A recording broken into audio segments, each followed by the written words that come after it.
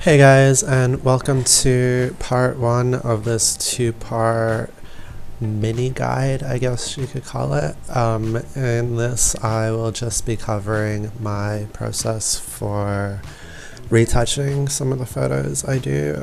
So with the style that I've kind of created in the last 5 years, 6 years that I've been doing this, I like very simple portraits where the subject is very much the main focus and the background's usually either I shoot against plain white or it's very blurred out and blurred out. And I like to go for a lot of grain in the images, so if you zoom in you can see quite a bit of grain and a lot of sharp, really sharp detail in my portraits. Anyway, let's get right into it. So in part one, we'll be working in a Lightroom environment, and then in part two, I like to take those images and move them into Photoshop. So let's get started. So the first thing I tend to do is I try and work out a crop.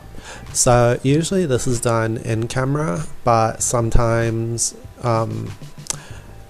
during the middle of a shoot or during a shoot, it can't be helped and you might get the crop slightly wrong.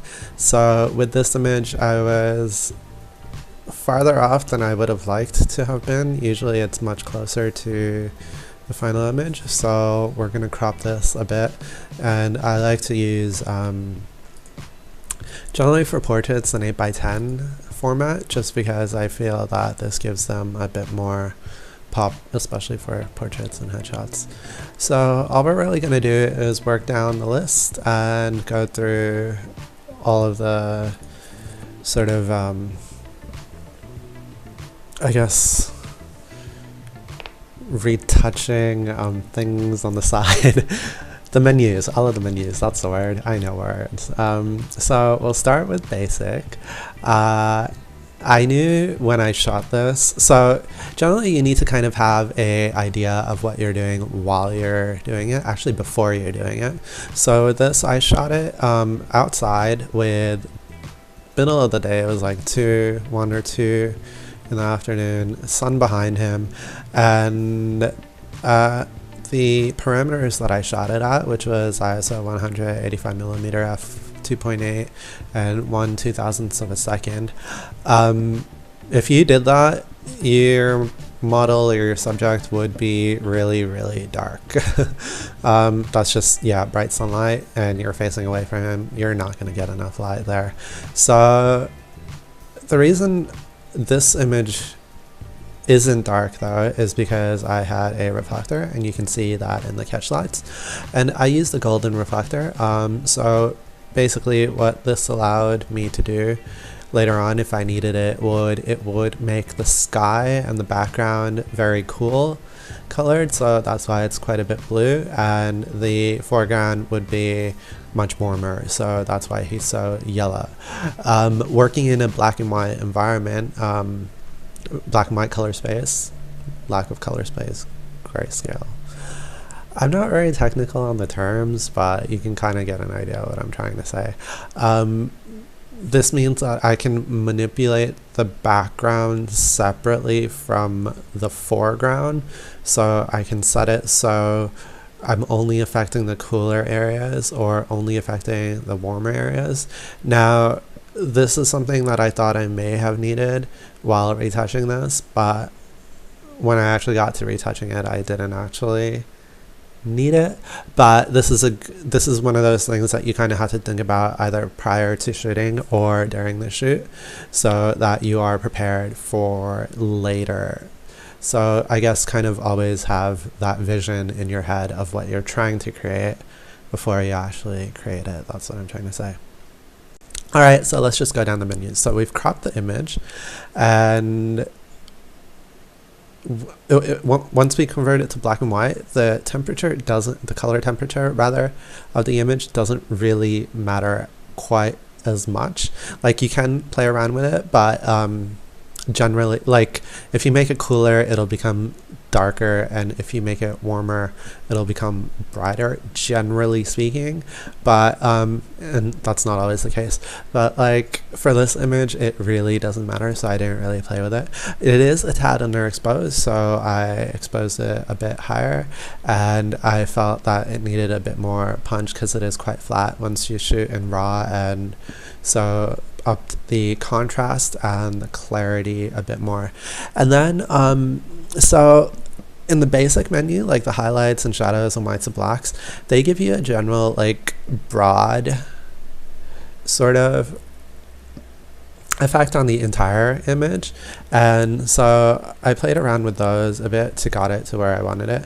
And then once you go into tone curves, that works on sort of specific parts of the image, and it's, I think, a bit more fine-tuning as compared to what was done in the basic menu. So although the names of these are the same, like highlights, lights, darks, shadows, they're more for fine-tuning what you've done as opposed to doing it. So I generally use both of these in conjunction with each other, and this works off of the histogram of the image. So for those of you who don't know, the histogram is basically a frequency graph that shows how, like, what gradients you have in the image. So for this one there's pretty much no blacks, and so there's no peaks in the far left, and there is quite a bit of light in the image, and that's why you have that giant peak on the very far right. And finally, you don't really have mid-tones, but at least not as much as the whites, but you do have that sort of smaller peak in the middle towards the right. Anyway, so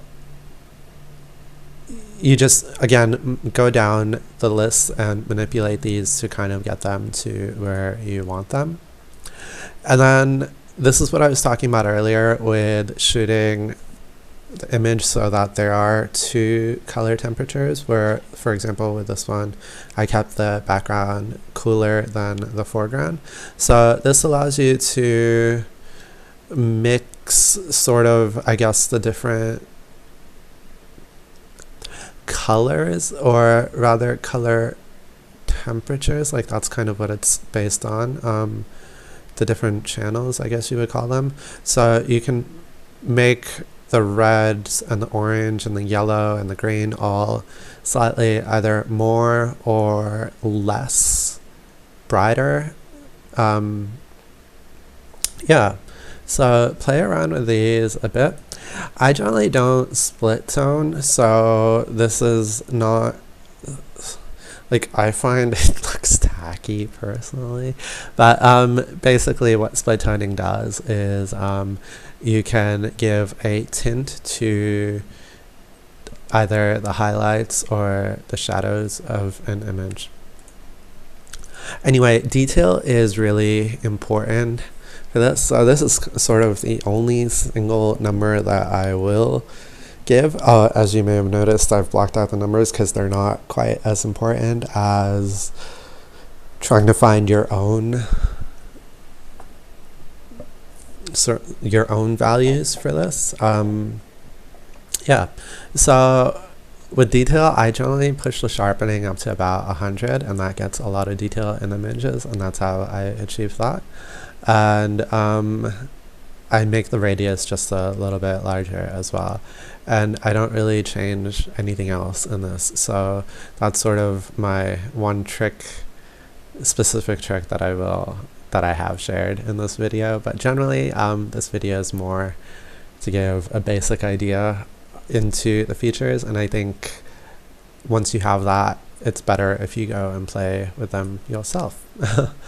And then finally, in lens correction, just go into the basic and tick all of those. So you want to enable profile corrections and remove chromatic aberrations and constrain the crop. And I find that generally the built-in settings are good enough. If they're not working for whatever reason, you can go into the profiles and the manual mode and work those out. to where you need them. Anyway, that is pretty much that. And then once you go and save it, you just go to File, Export, and then you want to be wary of two things. You want to make sure that you're saving as a TIFF. You want to be working in 16-bit component, that's the bit depth. And generally I work in the sRGB color space. Other than that, all the others I don't bother with, so you don't want to really sharpen the image. You want to keep all of the metadata, and for me, generally, I don't watermark any of my work.